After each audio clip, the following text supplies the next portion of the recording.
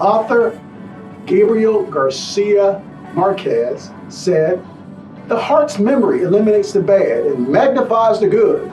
Philosopher Thomas Carlyle said, "The heart always sees before the head can see." And in David Copperfield, Charles Dickens wrote, "A loving heart was better and stronger than wisdom." You are entering a changing world that will require you to lead the way with fortitude, compassion, character that's only found in a strong heart. As you change the world, understand that life isn't perfect, and you are not on life's journey alone. And as you navigate your own course through the many triumphs and trials of life, put your heart into your work and never be faint of heart.